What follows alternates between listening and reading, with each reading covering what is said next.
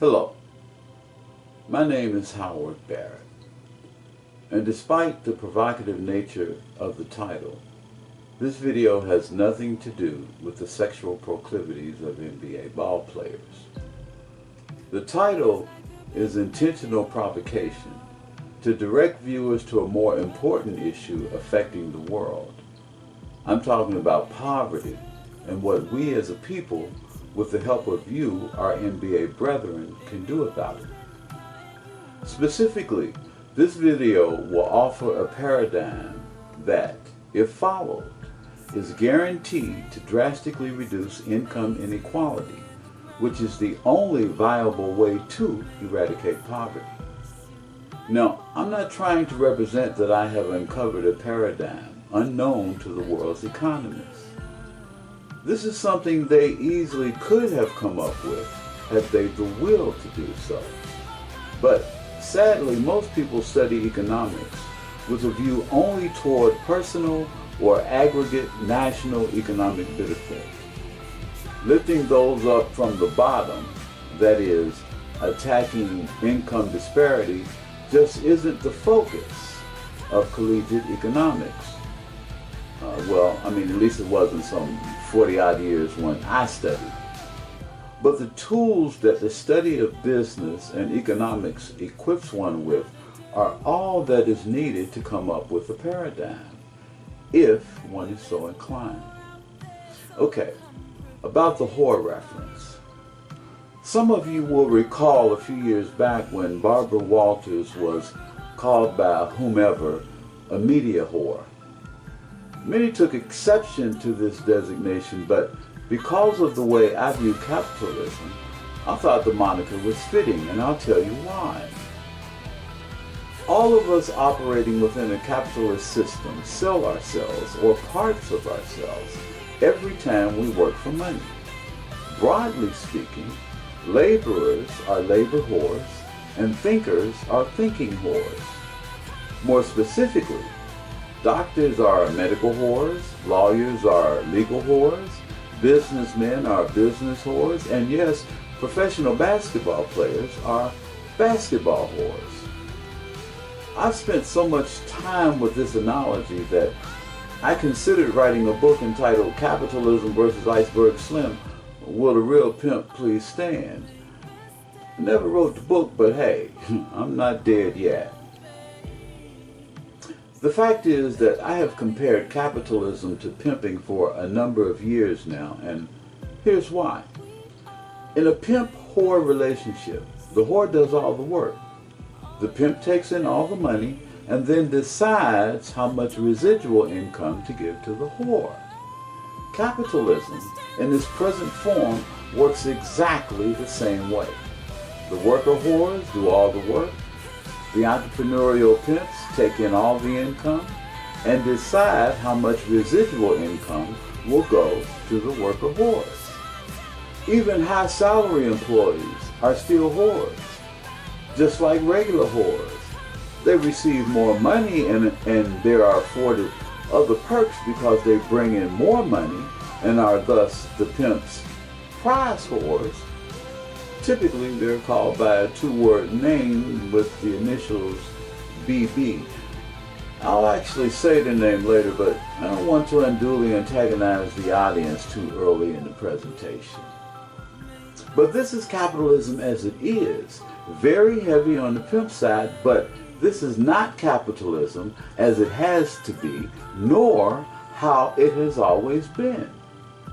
Prior to the Industrial Revolution, most worker whores didn't work for an entrepreneur pimp. They were independent artisans or streetwalkers with no pimp. Industrialization allowed for faster and increased production due to a new assembly line process, but it also forced out the independent artisans. The present form of capitalism is the cause of income disparity in America, and the exportation of this brand of capitalism has been the cause of even greater disparity worldwide, since this brand of capitalism can only marginally work in the richest nation in the world. 10% of the citizens of a nation controlling 90% of the wealth is simply unworkable anywhere but in the richest nation in the world, and only marginally so. To wit, what I'm going to do is reintroduce a kinder, gentler form of capitalism in order to reduce income inequality. This will require a great deal of infusion of capital, and as rich as many of you ball players are, you still don't even collectively have enough. Thus, I propose that America supports you in your quest in the formation of a players-only league. A league where the owners of every team are the players only of said team, and the individual teams are the only owners of the league. But you will need support from America, fan support, for a successful launch of a league of your own. And Americans by and large have no stake in helping millionaires become billionaires. So, we're going to tie your destinies together. They're going to gladly help you get rid of your pimps because you will in turn help them get rid of their pimps.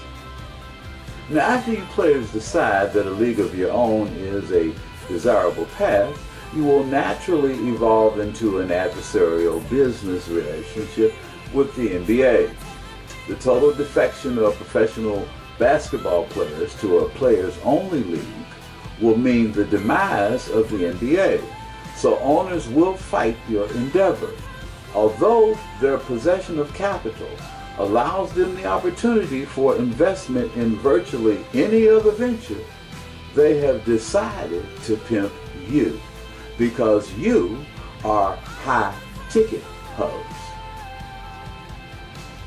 But once the public makes it clear that they will support you over your owner's pimps in your quest for independence, including the purchase of your new apparel over the apparel representing both past and present NBA stars and franchises, giving into your mutiny of whores, including the takeover of present franchises at greatly reduced prices, will simply be their best business option.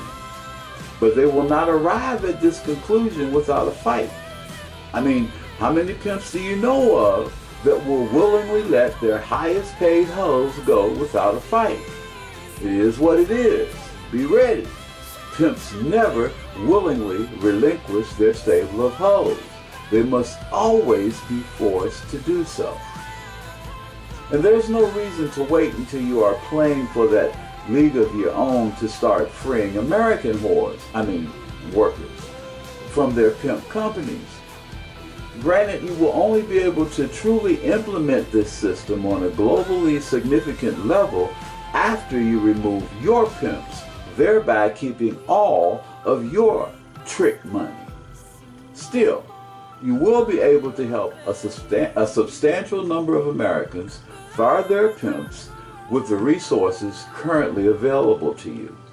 This will actually be a good faith gesture to naysayers who will argue that once America makes you the next billionaire class, you'll become as materialistic as the blue bloods.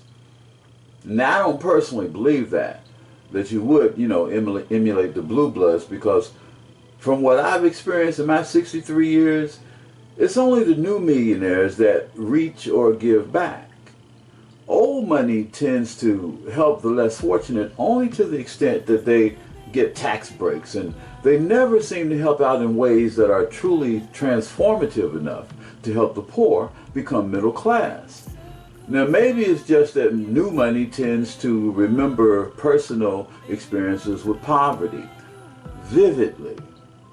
And I'd also surmise that it's easy for the Christian blue bloods among us to actually feel good about addressing the symptoms of poverty versus the causes, since their sacred book proclaims in 3 separate gospels that the poor you have with you always. Now, my suggestion to Christians who think this way is to change their mantra to I can do some things through Christ, which strengthens me, because can't shit be done about poverty. I mean, hell, if that's how you think, own it. Now, I would suggest that you players settle on a name for your new league, open the business, though you have no teams yet, along with a nonprofit foundation with the same name. Have all players contribute to the fund and start implementing Operation Fire Your Pimp on a smaller scale. I was actually going to be a bit vain and say Operation Barrett Paradigm, but I felt the name of the operation should double as a rallying cry. Don't you agree? Now, this will not only get America accustomed to the idea of firing their pimps, it will firmly attach your league's name to the Fire Your Pimp movement. This will ingratiate the people to you and increase their willingness to reject the purchase of old and new NBA paraphernalia in favor of gear from your new league. A necessary revenue loss to pressure your pimps to pull money out of pimping you and investing it elsewhere. So I'm going to first outline the specifics of the Fire Your Pimp movement. Then I will discuss readiness moves for all players to prepare for the impending firing of your pimps. I will create a shortened URL link to this video so that players can tweet, post, embed, etc. the link to your billions of social media followers with a simple message. Players owning the teams? Check first 15 minutes of video. Then the URL. Give feedback. Hashtag Fire Your Pimp. You don't have to write that down because it's in the description below. This way, you don't have to pitch the idea, the video will. And you will only be asking that they listen to 15 minutes of a video that is likely to run close to an hour. They will get the gist of it from that much and will likely ingest it all after going that far. Finally, I will seek an average payment of at least $2,500 per player, an amount that the richest players could pay for their entire team. This will mostly be to enable me to fund my nonprofit, Our Common Welfare, Inc., to institute Operation Fire Your Pimp on a smaller scale with labor pools. All minds clear? Now, to be honest, I consider not even recording this video because of a very prideful reason. You see, some folk may notice that I seldom smile these days, and the reason is simply because of a messed up grill. My teeth are shot and I never smile anymore because of it, and usually cover my mouth when laughter overtakes me. But in the end, I simply realized the importance of this undertaking and realized that I just couldn't let my pride preclude me from unveiling a plan with such massive benefit to the entire world.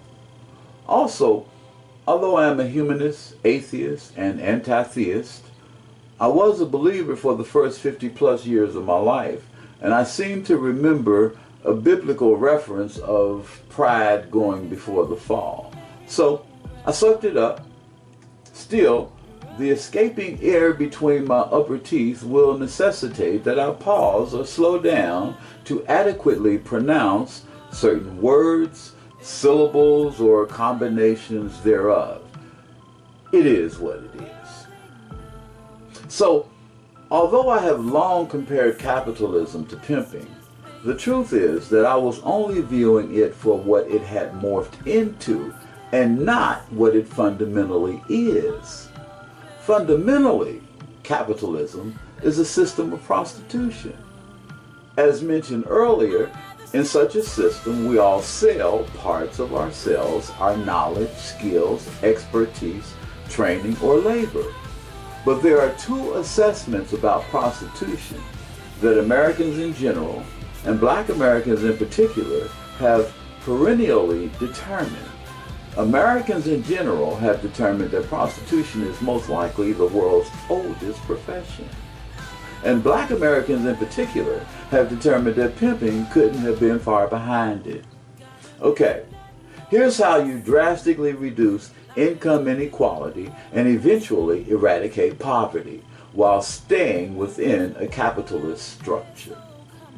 You use every means available to revolutionize most of the corporate industry into privately held corporations with all employees, from cashier to president, as equal and sole common stock shareholders.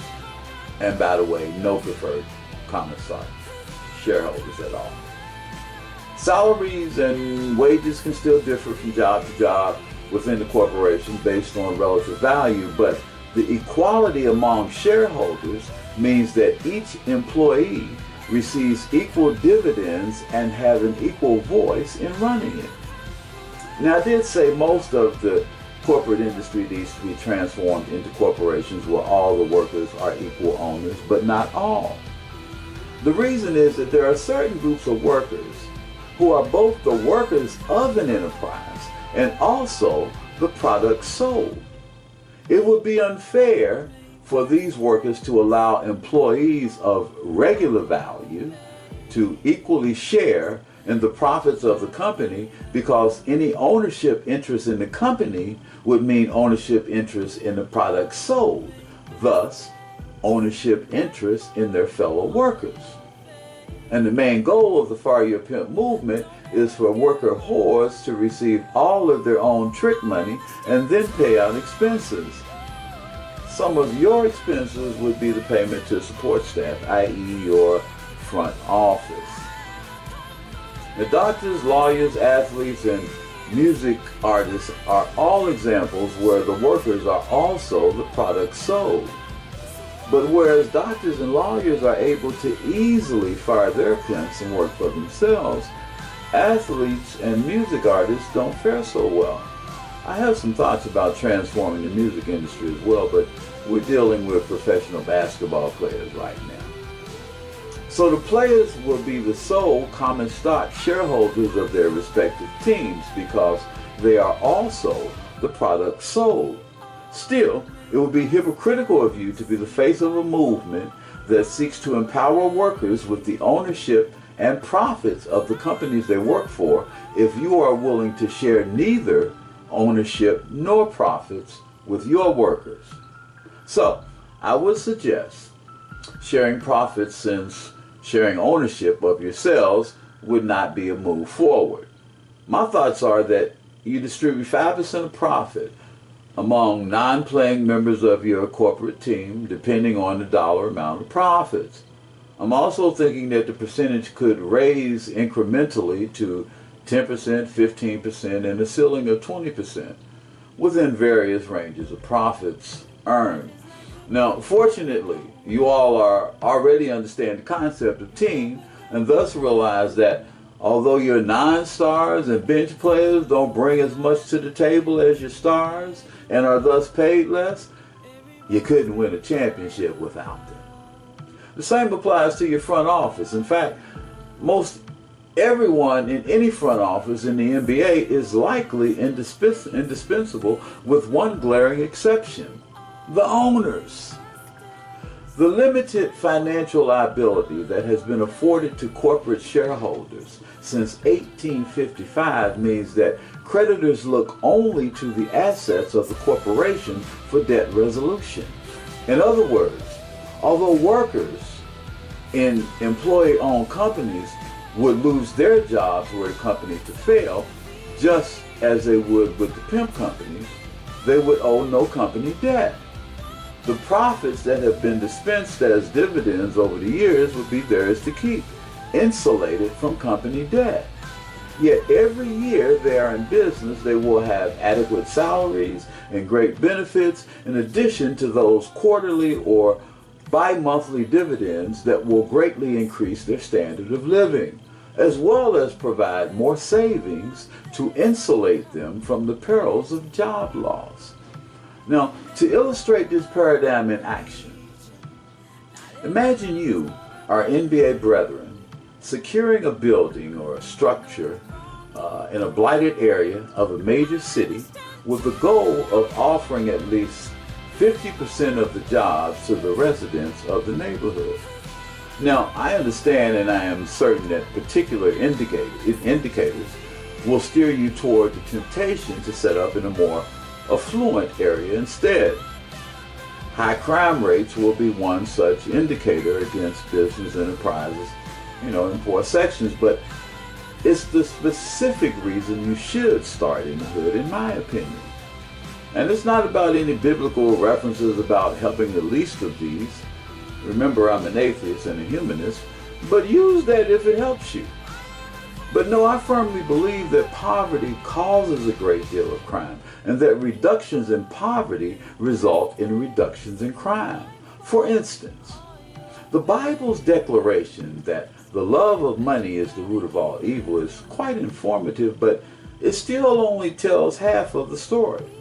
In truth, it is the thirst for money that should be said to be the root of all evil. Though we may conflate the words thirsty and greedy, especially with today's slang, greed is only a part of thirst. Just as a great deal of the thirst for money emanates from obsession and greed, there is just as much thirst emanating from deprivation and need. The financial crimes of Paul Manafort and his white-collar ilk emanate from obsession and greed, not need. The thefts, robberies, drug dealings, and yes, actual pimping in the hood emanate mostly from deprivation and need, with a sprinkling of greed. Now, yes, you may have to hire off-duty police officers for security, but I believe it will be a worthwhile venture nonetheless. And remember, poor areas across America aren't limited to minority-dominant areas.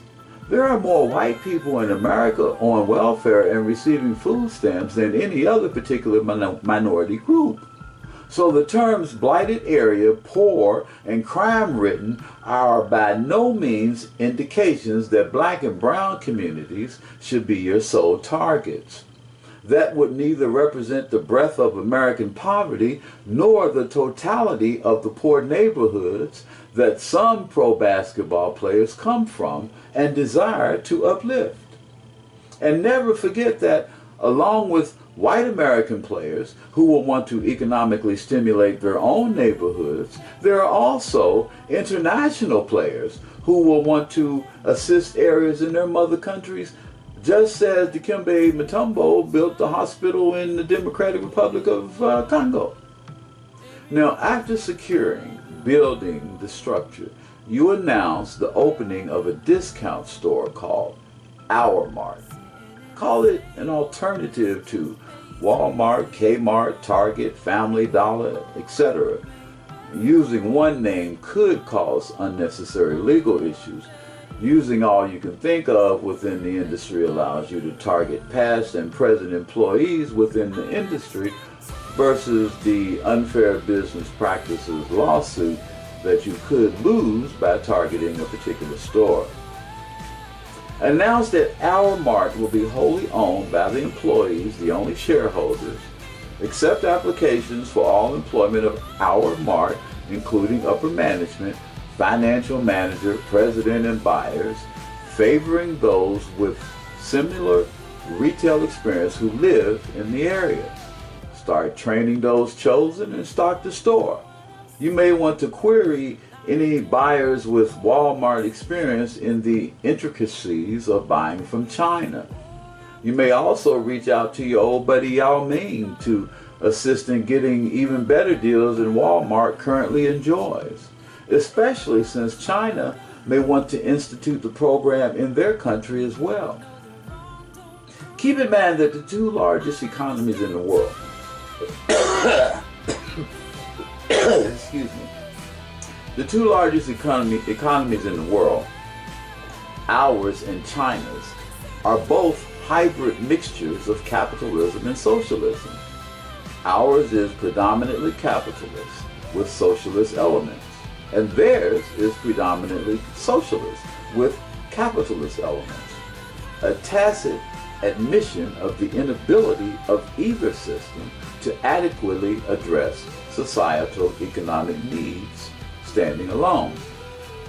But unlike American politicians who berate socialism and the socialist elements within our capitalism at every turn, Chinese leaders openly embrace capitalism as long as they can control it. Thus, they are likely to fully embrace the fire pimp model long before America does. The Chinese embrace some capitalism because they understand the limits of socialism relative to economic growth. Yet, their largely socialist ideology compels them to put income inequality at the forefront of their economic strategy. Over time, the employee-owned companies of both countries are likely to move toward buying products solely within country, but initially, we may be helpers one to another. Now, you will have to hire some trainers to ensure that all employees are both aware of the inner workings of each position and department within the corporation, as well as the pluses and minuses of a privately held versus a publicly held corporation. But remember, excuse me, you will be a nonprofit institution. So many trainers can be convinced to volunteer their time. This will reduce the debt of the new corporation because all funds spent to start the corporation and keep it afloat until profits can pay the bills will be in the form of an interest-free, very long-term loan. This not only comports with the notion of giving the gift of opportunity and not a gift per se, it also establishes a credit history for the new corporation should loans be a necessity in the future. Not to mention that more funds trickling in means more employee-owned corporations that you could set up. Repayment should be structured in such a way that after allowance for retained earnings that ensure the health of the operating budget, the company can make a debt payment and still pay out significant quarterly or bi-monthly dividends. Now, because I desire to see income inequality addressed in the worst economic areas of our country first, and because I feel there is a close nexus between poverty and crime, I would advise that you establish 2 other businesses simultaneously within the same area. I would suggest the names Our Neighborhood Grocery Store and Our Labor Pool. The grocery store should be set up the exact same way as the discount store, but the nature of a labor pool requires a slightly different setup. This is the area where I could offer the most help via my nonprofit, Our Common Welfare Inc., because it requires the least amount of capital. Many folks from large cities are familiar with labor pools, but most smaller cities tend not to have them. A labor pool is a place where folk who need immediate cash can go to typically get menial labor assignments and are either paid a check or cash at the end of the workday. They are typically paid anywhere from minimum wage to a few dollars above, depending on the job. The labor pool company is actually paid like $2 to $3 an hour over the amount dispersed to the worker, which constitutes their profit. But since many labor pool workers are actually seeking full-time employment on some days of the week, they can't be available every day of the week to work for the labor pool. This makes setting up such an entity as an employee-owned corporation problematic. It wouldn't be fair to allow dividend participation and ownership rights to employees not working regularly. There are other reasons, but discussing them here would not be the best use of your time. So, I believe that it would be better to set up Our Labor Pool as either a separate nonprofit organization or a program within your nonprofit. Then you can pay the outside workers, Then you can pay the outside workers, as independent contractors. the total hourly wage that the client company has agreed to pay our labor pool, without keeping the average of $2 to $3 per hour as profit. In the office, you will have all well-paid employees, and as professional trainers in areas like bookkeeping and independent contractor taxation to volunteer. You know, the ones who can afford to volunteer. My nonprofit, Our Common Welfare, will use this model for its Our Labor Pool program. But keep in mind that although the goal for the discount store and the grocery store is to set up the companies as employee-owned corporations, the labor pool component will likely always be run by the nonprofit. Office employees won't share profits because there will be none, and to allow any profit that would inure to their benefit would allow them to profit on workers who are also the product sold. Just an improper situation, as mentioned earlier. Now, there will likely be no market for a labor pool should you choose to concentrate on more stable middle-class areas. I don't recommend that, but it's your prerogative, you know. As my law school professors used to constantly remind me, reasonable minds can disagree. But keep this in mind as well. The children themselves of the parents in America who suffer from income inequality additionally suffer from educational inequality. This is because of the inane policy of allowing school districts within states to determine educational policy instead of the states themselves. Money allocated to run schools in these districts depend upon the tax base within the districts. Thus, the more affluent citizens in the more affluent districts can allocate more money for their children's education, and poorer school districts with less of a tax base have less money to allocate for theirs. Now, the solution is clearly to put state governments and not school districts in control of our public schools so that funds will be allocated equally among state schools. But as we know all too well in America, it's all about the Benjamins. So now, 65 years after the Supreme Court held in Brown v. Board of Education that separate educational facilities are inherently unequal, our school systems are still separate and unequal.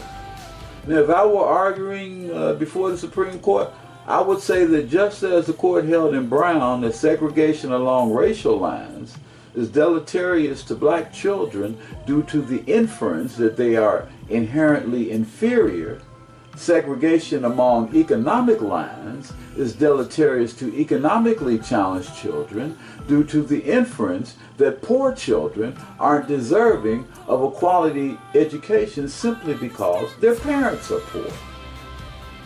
Now, before I transition into steps players need to start making to ensure the success of your new league, let me make it plain just why the Fire Pimp movement is of absolute necessity to battle income inequality in America as well as worldwide.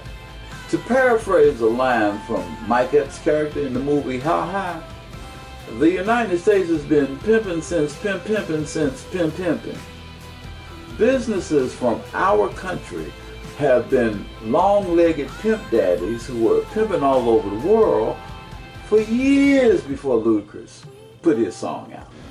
When employee compensation issues in America make it difficult for these corporations, these corporate pimps to take pimpdom to its highest level, they move their corporations overseas and pimp international hoes. But here's the crusher that helps to cause so much dislike of America abroad.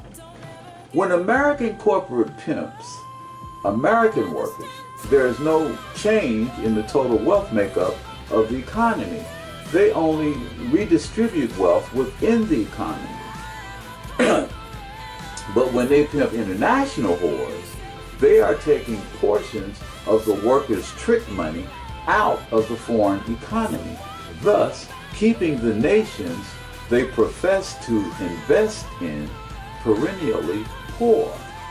Now, I could use a nice metaphor in stating that the present form of capitalism is nothing but pimping 101.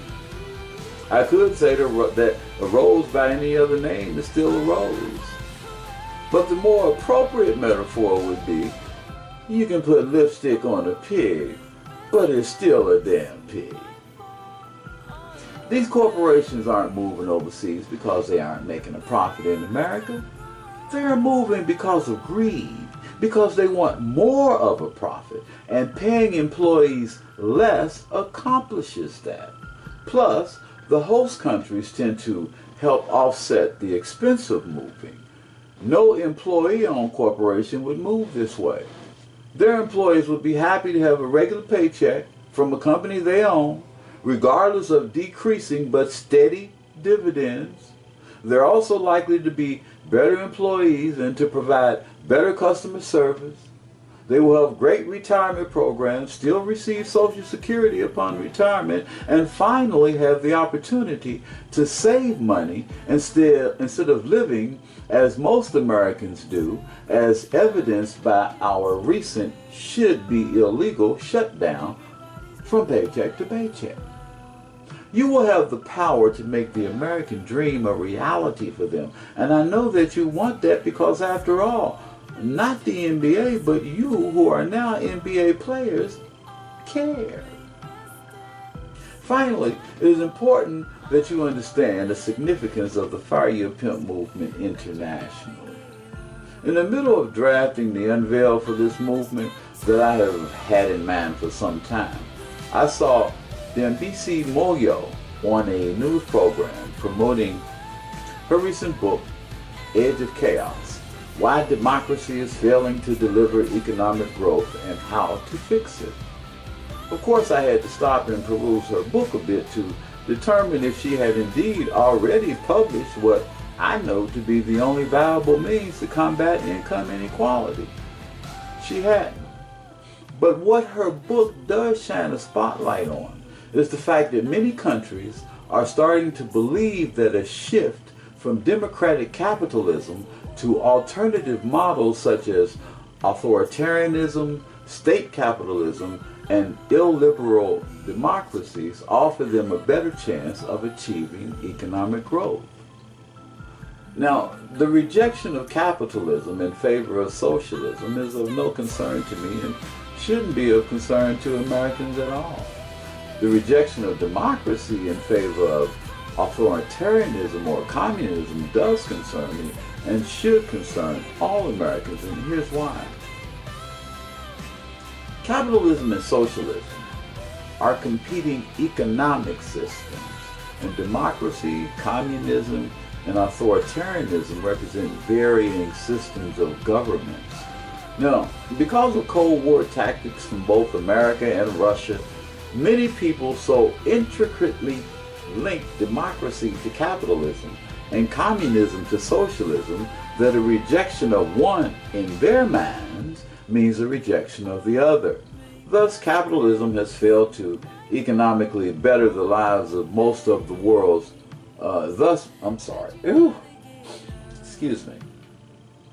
Thus, because capitalism has failed to economically better the lives of most of the world's population, citizens in a number of countries have and are taking one of two approaches that tend to lead to the demise of democracy. Some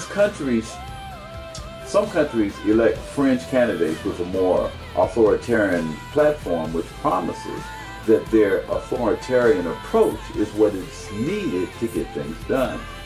Other countries take to the streets, revolt, and either end up being ruled by the new revolutionaries or the military who steps in to regain order. Either way, they become less democratic.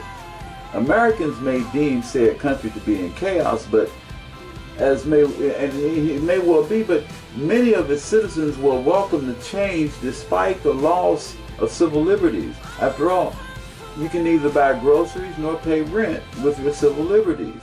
So necessity forces them to choose between what they probably see as the lesser of two evils. Now, none of this should come as a surprise because, as I pointed out earlier, 10% of the population of the country controlling 90% of its wealth is only marginally workable, and only in the richest nation in the world, and it fails miserably everywhere else. Therefore, your implementation of the Fire Your Pimp movement will not only lift up America, it will be a blueprint for economically uplifting the world. If American government comes on board, it can even help bolster our country's international standing. And just to emphasize how aware I am of the social impact this will have, consider that as I continually worked on this script for my teleprompter, I saved it under the title, Saving the World. Imagine a small business administration policy of loan preference for companies, however large or small, that are 100% employee owned. Imagine our federal government moving away from enterprise zones where they pay corporate pimps to cultivate corporate hoes in low-income areas and toward Fire Your Pimp initiatives in those same blighted areas instead. Imagine American foreign aid that didn't go directly to foreign governments, but to the foreign citizens instead, like an American bank in a foreign land issuing business loans to employee-owned businesses and startups. Since trickle-down voodoo economics tend to only make the rich richer and the poor poorer, why not do our foreign aid in reverse? At least half of it. Half directly to the government now, and the other half as business loans to its citizens that will eventually inure to the government via an increased tax base. Imagine an American law that made it illegal for our businesses to move any part of their operations or money overseas under threat of being considered foreign companies that would have to pay import taxes on their products and taxed as a foreign corporation. Of course, both American corporations and foreign leaders would protest the loss of capital. Corporations of developed countries have perennially mined the resources of undeveloped and underdeveloped countries, both resources underground, as well as those resources walking upon the ground. And the benefits inuring to those corporate pimps and plunderers, as well as the foreign leader pimps and plunderers, have absolutely dwarfed the minuscule benefits bestowed upon the citizens of these countries. If we are to both lift our own people out of poverty, as well as export a paradigm that does the same for the peoples of the world, it must be a kinder, gentler form of capitalism that is not so heavy on the pimp side. It is the pimping of the people that is the antithesis of the ability to pull oneself up by their own bootstraps. Instead of allowing businesses of developed countries to open up plants and branches in underdeveloped countries, the international practice should be that these companies only be allowed to get consulting fees for bringing their business expertise to the opening of plants and businesses within the country that are owned solely by the citizens of that country. By doing all these things, we will transform America from a country of platitudes that merely talks the talk of life, liberty, and the pursuit of happiness, to a country who truly walks the walk. Now, let's discuss some things that may be of help to the formation of a league of your own, because I'm sure that I'm already past my self-imposed limit of a 30-minute video.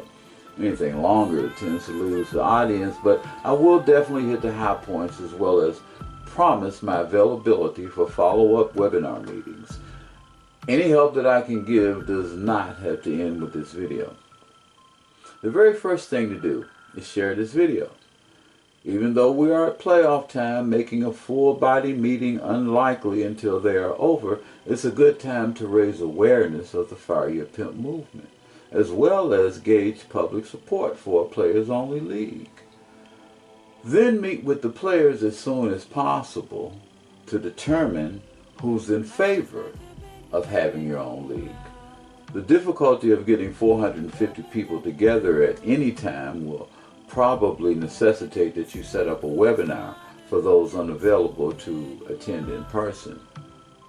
Certain as I am that the vote will be in the affirmative, select a name for your new league and decide to start a nonprofit with the name of the league followed by the word fund or foundation. For example, should you settle on a name like Players Only Basketball Association, the name of the nonprofit should be Players Only Basketball Association Fund, or simply Players Only Fund. This way it will be clear to all that the programs instituted by the nonprofit, including but not limited to the Fire Your Pimp initiative, are associated with your new league. Select a small group of 5 to 10 of you to do the legwork and report regularly to the group about the developments. This group should immediately open up bank accounts for both your new league and your nonprofit. Then the total membership can contribute funds to the accounts so business can be conducted. Immediately incorporate your new business as well as the nonprofit and purchase the corresponding domain names for the websites that the business will obviously have. After incorporating, obtaining EINs or employee identification numbers from the IRS is a breeze. I got mine within 15 business days. Next, you will want to hire one of the top 3 labor law firms and contract law firms to represent your entire group. Your entertainment lawyers won't help in this endeavor, not because they're incapable, but because they don't practice in these areas and would need to bone up on the specifics that labor lawyers and contract lawyers deal with daily. This isn't a slight on your entertainment lawyers. Labor and contract lawyers would also need to bone up on entertainment law to effectively represent you in that area as well. Now, it's likely that the league already has one of the top 3 labor and contract law firms already representing them. But don't worry. Any of the top 3 will be adequate for your endeavors. The contract law firm will be scouring your contracts for loopholes. For instance, many contracts of the type that you sign will have non-compete clauses in them. But a good contract law firm will find a way around them. Undoubtedly, there is case law that establishes exceptions to such clauses when the parties are leaving to start their own league versus going to an established or upstart competing league. For example, a Hoover vacuum salesman may be disqualified to sell for Electrolux for a certain period after leaving Hoover, but yet be allowed to immediately market a vacuum cleaner that he designed himself. A lawyer's non-compete clause may preclude him from immediately joining another law firm while allowing him to hang out his own shingle. The most important thing for you to understand about the law is that, as my property law professor drilled in my head from day one, despite the clear wording of your contracts, all rights are relative and not absolute. Also, the courts have the final say-so on the legitimacy of a contract clause, even though you have agreed to it.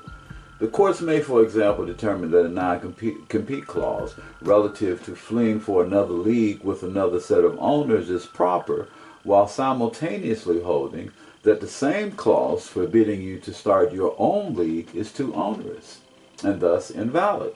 In short, you may feel like there should be no difference between Walmart workers deciding to all work out and starting their own store, and you starting your own league, and you'd be right. But that may still have to be litigated because in America, you only have the rights that you're willing to fight for. Ergo, you need one of the top contract law firms. You also need one of the top labor law firms because you may want to use the antitrust laws to your advantage. As mentioned earlier, professional athletes are uniquely situated because you represent both the labor and the product sold. A labor law firm is probably best suited to handle the intricacies inherent in such a duality. Also, labor lawyers are well studied in the area of antitrust law. Believe it or not, the NBA's monopoly of professional basketball players could be a factor in your winning the day, since this monopoly seeks to keep you from being your own boss, even though you are also the product being sold. And that's un-American, because in capitalist, pull yourself up by your bootstraps, fair market, we don't want to have slaves anymore, America, no one in no industry should be precluded from being his or her own boss. While your lawyers argue their point in negotiations and likely in court, as well as in the media, you will argue it also on social and mainstream media. Now, anything that I say of a legal nature should be talked over with your attorneys. Though I graduated from law school earning my JD, I've never been admitted to the bar of any state nor ever practiced law. Therefore, I can't give legal advice unless it's free advice. What I can do is charge clients for a non-legal consultation and advertising expense. But you haven't hired me for consultation and advertising. I am instead offering you consultation and advertising, leaving you the option of either deciding the amount you want to give or not give at all. Now, I personally don't think it brash to ask 450 millionaires to whom one has just given a blueprint to become billionaires to collectively give said person $1 million. Instead, I am asking that you first decide if the amount I'm asking is fair, or if another amount that you may collectively decide upon is a better option. And I want you to then donate 80% of that amount directly to my nonprofit, for which you will have a tax deduction, and pay the other 20% directly to me for consultation and advertising expense that will also constitute a write-off. Then I can pay off some student debt, other debt, get my teeth fixed, and something I'm probably going to have to do before I can accept any television interviews that will undoubtedly be requested. It's also important that you all take a tighter rein on your spending. You will need to save some money because you may have to use some of it. Financing of your new league shouldn't pose much of an issue with lenders because you are a proven product. But one thing that will give them pause is the uncertainty of litigation before your new league becomes a reality. Where's mine? Thank you. Okay. This is why you will want to immediately incorporate your new league and inform the NBA of your intention to take your ball and play in a league of your own, say 3 years from now, starting with the 2022 basketball season. And you will play your games during the same time of the year that the current NBA teams play. They will fight you, but your lawyers will be able to file for a declaratory judgment. Declaratory judgment that should allow you to move forward. A declaratory judgment is a binding judgment from a court defining the legal relationship between the parties and their rights in a matter.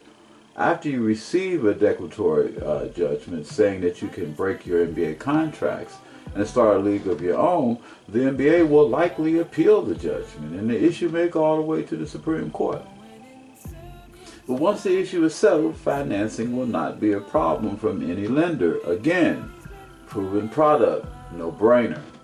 But it is imperative that the process be started ASAP, as in right now. Though it is also imperative that you get all of the current NBA players to join your mutiny of whores, getting all of the big names in the league to sign on will be absolutely crucial in convincing the rest. And though I'm sure they will all recognize the urgency of now surrounding the issue of poverty, they may be reluctant to leave money on the table with the NBA nonetheless. So I would advise this. Guarantee that they will receive money equal to their present contracts and likely future contracts, but over a longer period of time. Just guarantee that the player with the $100 million contract over 5 years, that he will get the same from the new league, but maybe over a 10 to 15 year period, payable to their estate should they not live long enough to collect. Having gotten all current players on board, you will need to ensure that future professional basketball players come into your league and not the NBA. Undoubtedly, the NBA will initially try to go with replacement players, the way the NFL did 3 weeks during the 1987 strike season. They will most likely get these players from the G League. Keeping a tighter budget on your money now will enable you to start your own development league, just like the G League, with one glaring exception that will make your development league more attractive to players over the present G League. Set up your development league to be a mirror image of your own players-only league, where the development players are the sole common stock shareholders of the development league.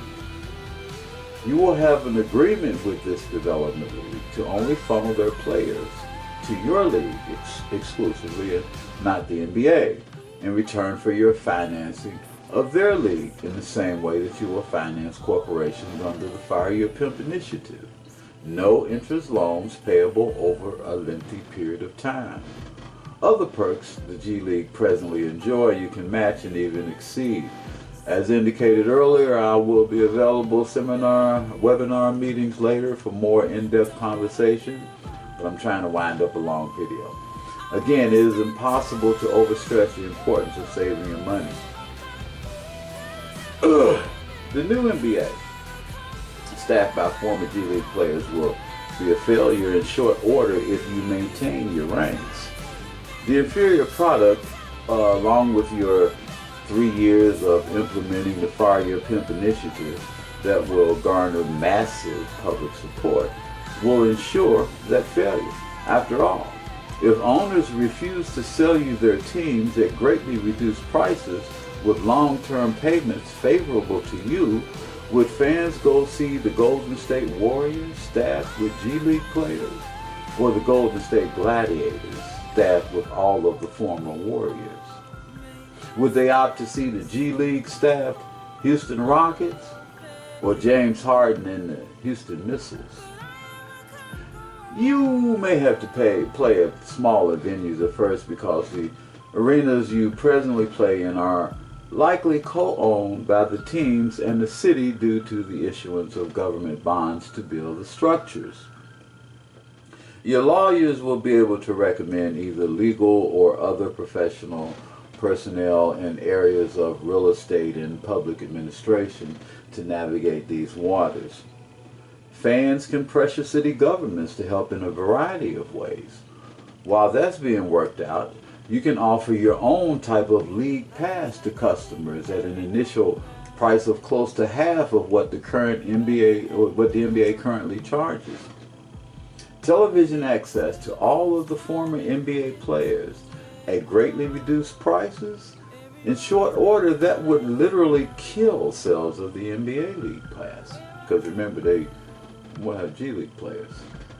But you also have to convince college players to opt for your draft instead of the NBA's.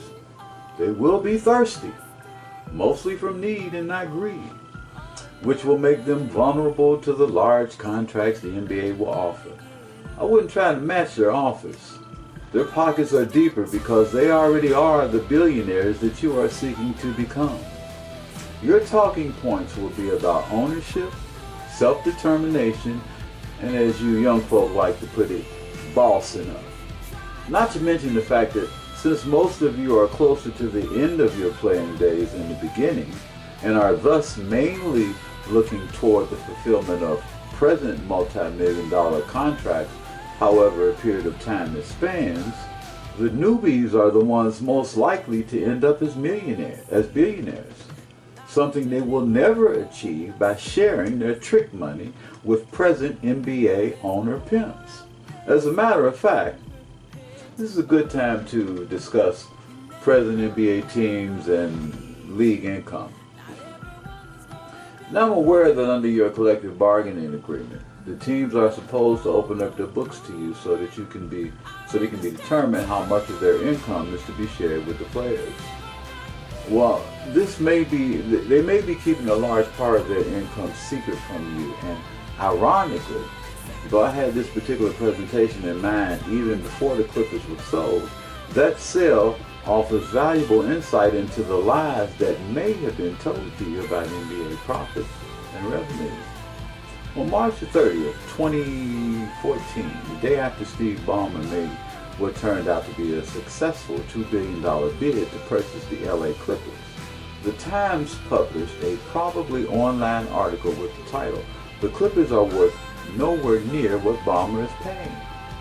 That article asserted that Forbes had estimated that the Clippers had generated $128 million in revenue and earned $15 million in profits the previous year. Now, there are various ways of determining a business's valuation depending on the industry. The Times article asserted that the typical valuation for NBA teams is 4 times the previous year's revenue. This would have put the valuation of the Clippers franchise at $512 million, 4 times $128 million. Ballmer paid almost 4 times that amount. The article even considered the possibility that Ballmer paid more because he considered the prospect of future earnings in his valuation of the Clippers. It offered that since the team was playing better, had rising popularity, and was soon to sign a new TV contract, revenues might increase by $52 million, pushing the revenue that is multiplied to $180 million.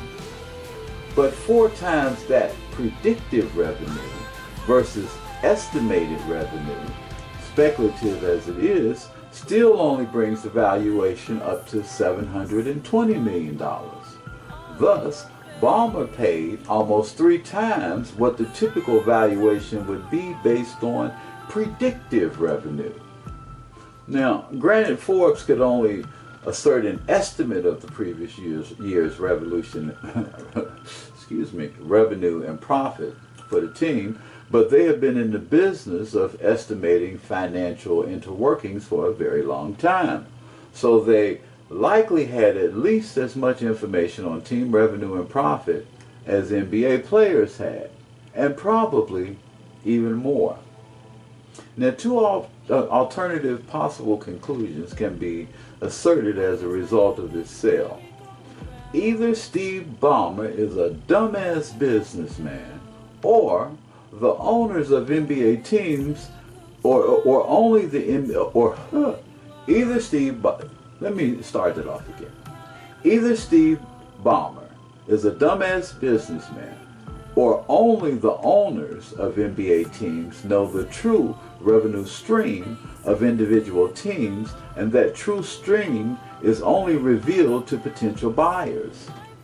Since it's difficult to fathom that the guy whom Forbes says is the 19th richest person in the world with a net worth of $400 billion plus is a dumbass businessman, the scales tip very heavily toward players not being privy to individual teams and likely the entire league's true revenue streams. So because you would be making deals for the purchase of some teams in the next 3 years prior to your exit, a good tax law firm and accounting firm will also be helpful to you. But keep in mind that you will not be offering full value for any team the new league decides to purchase, because the owners will be what the mortgage industry typically refers to as distressed sellers. A distressed seller in the mortgage industry is described as someone who, because of life events such as death and divorce, have to sell. This knowledge is used by buyers to offer substantially less than market value for a house. The NBA will be distressed sellers because without a product, they have nothing to sell. You will be in the driver's seat, so don't get soft, thinking that the team owners gave you an opportunity by drafting you into the NBA. They no more gave you an opportunity than a pimp gives an opportunity to the future whore he picks up at a bus station. What they did was give you an opportunity to be pimped. The same applies to any former player who is now an owner. Said former player is now an owner, a pimp. What was that biblical reference? Envy not the oppressor and take none of his ways. Two wrongs don't make a right. Progress is not made when former slaves become slaveholders, nor when former hoes become pimps. It just perpetuates the cycle of pimping, a cycle that mankind in general has come to accept as normal. The normality of the concept that someone else has to make money on your efforts is so widely accepted that Intuit has a commercial featuring Danny DeVito in a gym spouting a familiar refrain. Your job isn't to work hard, it's making him work hard and getting paid for it. We have to create a new normal if we are to tackle income disparity and poverty.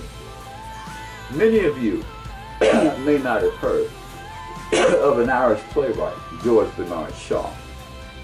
But he was born exactly 99 years to the day before I was.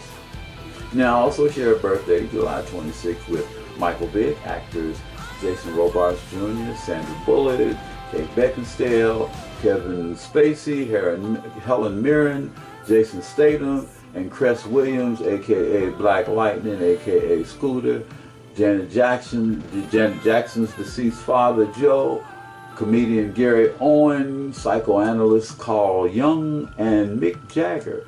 But there is a line in a George Bernard Shaw play that encapsulates the different beat that I have always danced to.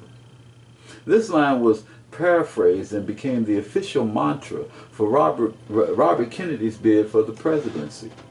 So much so that it's on every poster I've ever seen of Robert Kennedy.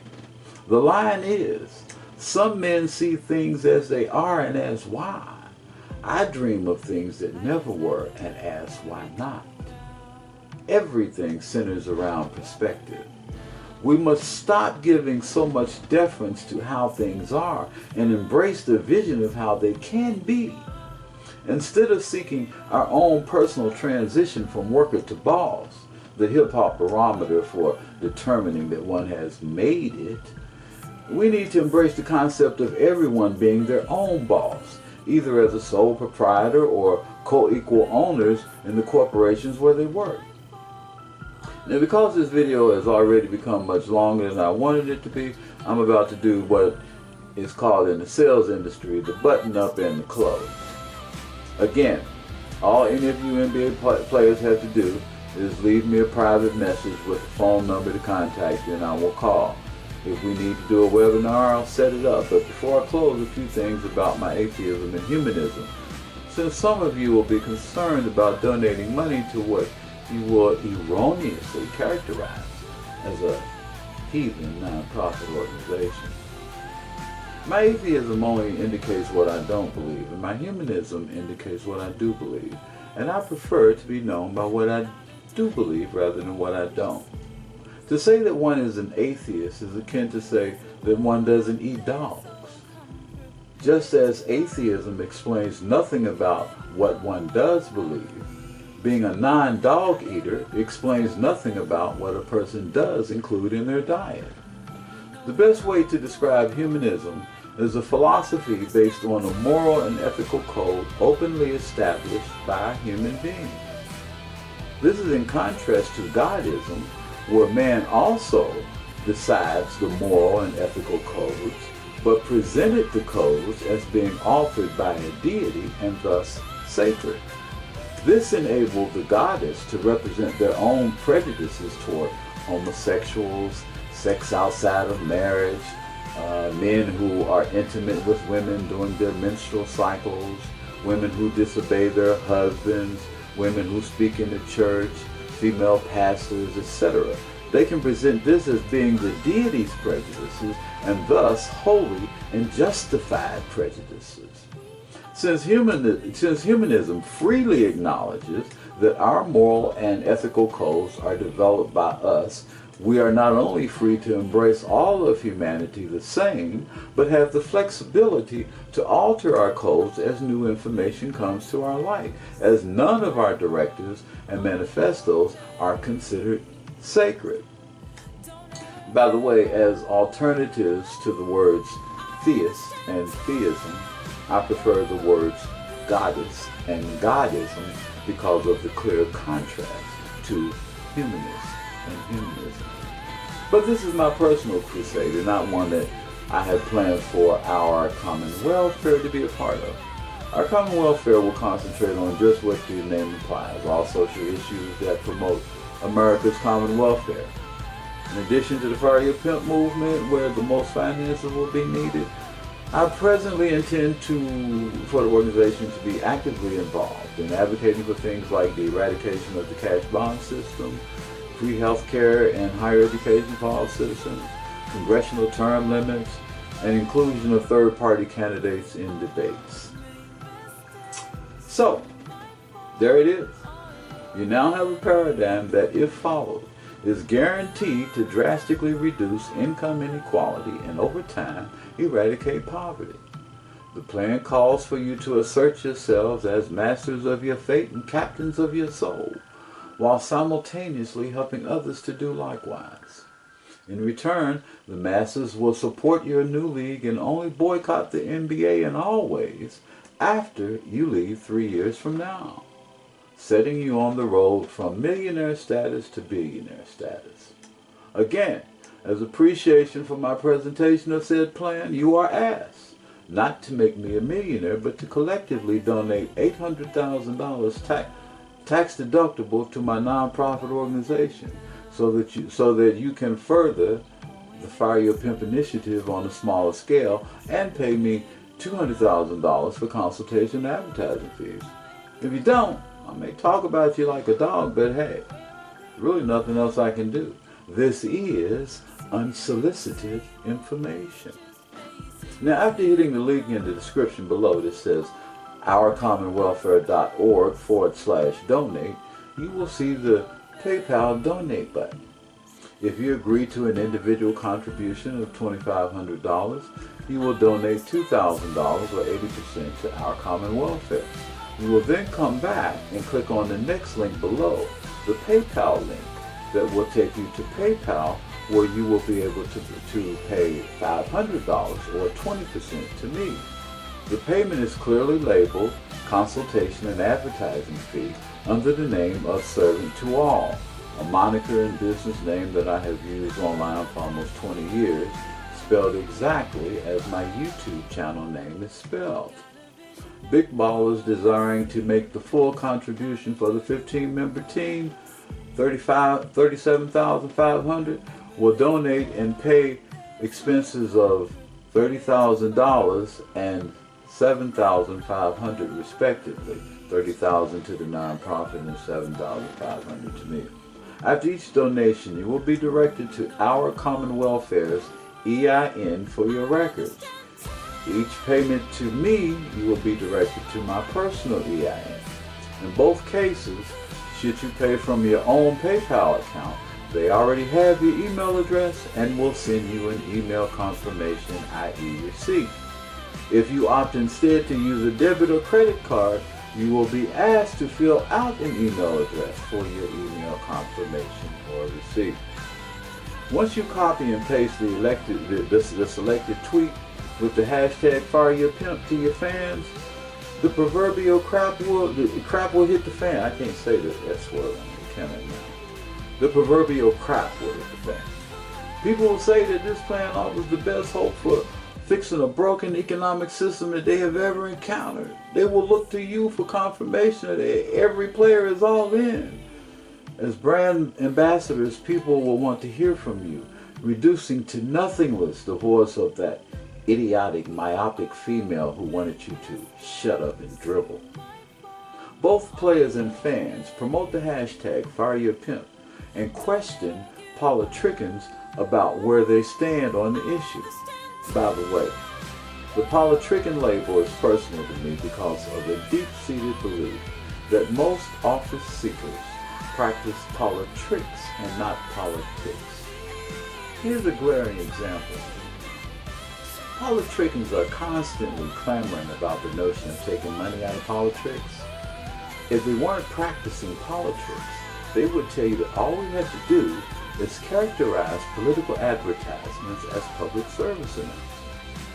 The FCC has the power to compel all television and radio stations to run PSAs without charge, as they are determined to be in the public interest. Putting political advertisements under this umbrella ensures equal airtime for all candidates and alleviates the need for a big bankroll to run for office. But your politicians want money to be a determining factor, just as it has been since the inception of the nation. But more on that at another time. There are presidential, congressional, midterm, and state elections coming up next year. Make the Fire Your Pimp initiative a litmus test for all candidates at every level. Because we need to face facts. The only possible way to reduce income inequality is through a redistribution of wealth. Corporations, including some of your sponsors, won't like this. In any economy, there is a finite, measurable amount of wealth at any given point in time. Taking away a pimp's whole money means that the hoes get to keep all of their trick money, but it also means less money in the pockets of the pimps. As this movement gains momentum, virtually all corporations where none of the workers also constitute the product sold will be a potential target. This will even include the largest corporations. Corporations like Amazon, that has made Jeff Bezos the highest paid pimp in the world. That will take some time, and he'll probably be able to diversify his investments to weather the storm. But all corporations will see the trend coming, and some will take a by any means necessary approach to maintaining their stable of whores. Be strong. The end justifies the means. Hashtag #FireYourPimp. The only way to redistribute America's wealth and still be fair to all parties is via the reduction of the pimping element that presently permeates capitalism, so that the worker whores can keep all of their trick money. To say that you don't want to remove as much of the pimping element from capitalism that you possibly can is to say that you don't mind heavy weights being put upon those proverbial bootstraps that you expect every American to pull themselves up by. That belief is un-American, and people who believe it should not hold any political office in America. They are pimp enablers. Hashtag #FireYourPimp. Hashtag #FireYourPimp enablers. Definitely make that one go viral as well. For too long, the poor in America have been ignored, even though most estimates are that at least half of Americans live below the poverty line. The root cause of this negligence is the systematic denial of the numbers by all parties. Politicians push the idea that everyone does well in America unless they are lazy. To avoid the shame of the lazy label, however untrue, the poor learn to fake it till they make it. Pretend to already be the middle class people that they are striving to be, allowing politicians to only address middle class issues and seldom, if ever, mention the poor at all. Hashtag #FireYourPimp. Hashtag #FireYourPimp enablers. Both players and fans should start pressuring all levels of government to partnership with and commit financially to the Fire Your Pimp movement. The more government help we can get, the faster we can reduce income inequality. I've even heard one or two presidential candidates express support for reparations for black people, though no one seems to know what reparations should look like. This is what reparations should look like. Empowering the descendants of slaves, sacrificed to enable America to become the worldwide financial power that it is, with the ability to fire their pimps, hold their feet to the fire. Fire your pimps. Hashtag fire your pimp enablers. The more resources government uses in the fire your pimp movement in the form of reparations to black people, the more players can use their money both for pet projects that they already desire for the communities that many of them come from, and toward the poor white and brown communities that most of them didn't come from. Once again, 50% below the poverty line, plus 11% black American population, many of whom are either rich or middle class, plus 17% Hispanic American population, many of whom are either rich or middle class, equals more white Americans than any other demographic group live below the poverty line. This issue isn't racial, it's American, it's worldly. Hashtag fire your pimp, hashtag fire your pimp enablers. Just as my frat, the Reverend Dr. Martin Luther King Jr., yes, I am an alpha man, a man of distinction. Just as King led a civil rights movement that shaped the soul of America and ultimately the world, you ball players stand on the precipice of an economic movement that promises to be at least as far-reaching. Do not take this lightly. In the intervening time before the groundbreaking firing of your pimps, you will also need to work with your NFL and Major League Baseball peers to help establish a timetable to fire their pimps as well. I presented this paradigm to you, one, because you represent the smallest group of professional athletes and are thus more likely to be cohesive.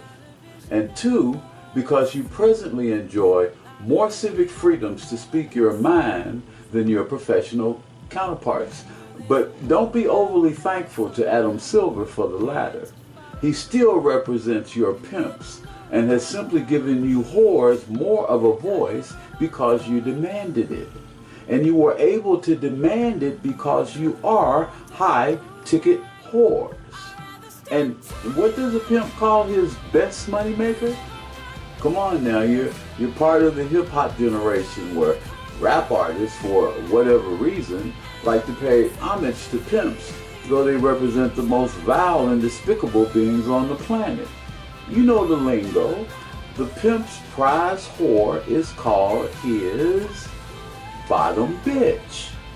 She gets more personal time with her pimp than the other whores, just like you get to hobnob with your owner pimps more than front office workers do.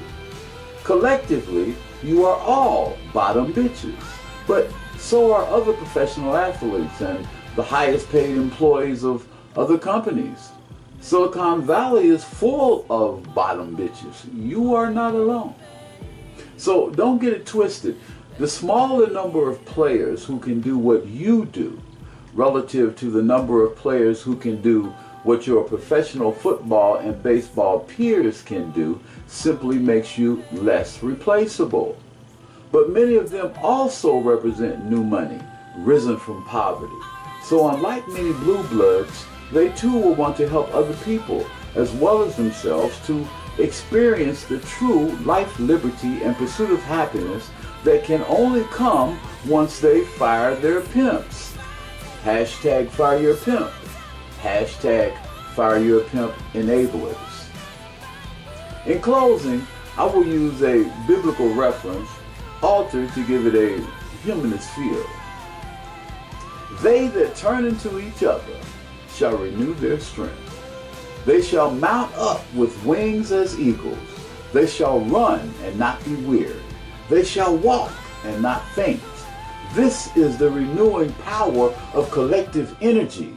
You can call it God if you want, but I call it resolve. Resolve that is made steadfast by the collective. The collective gives strength. The collective bestows courage. And if there is a God, he's going to be late to the party anyway. He always is. That's the reason behind mantras like, the Lord helps them that help themselves, and if you take one step, he'll take two.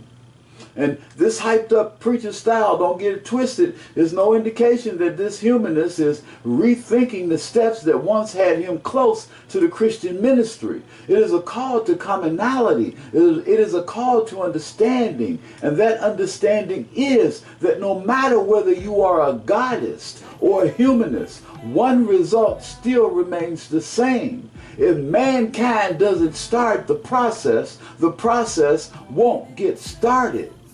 So even if you think that your God will help, he's not likely to show before the fourth quarter. And usually, he's an overtime God. You still got to make sure the game is tied at the end of regulation or win it before your God gets there. Did abolitionists protest slavery and did slaves revolt? Or did God miraculously unlock their chains? Did civil rights advocates work tirelessly for social change? Or did God say, let there be, and there was? Did women use every means at their disposal to gain the vote? Or did God merely snap his divine fingers? And do whores who are successful in leaving their pimps usually have to summon the courage to do it themselves? Or does God simply paralyze the pimp's pimp hand? If it is to be, it's up to we. And if you believe that all of our efforts are merely evidence of God using us, believe that if it helps you to come aboard. I can hear the old church mothers talking about me right now. They're saying things like, baby, you may not believe in God, but he sure does believe in you. Use that if it helps you. I don't care. The end justifies the means to me. So whatever your belief system is, or lack thereof, if it is to be, it's up to we. But whatever happens from this day forward, I have already fulfilled my life's dream.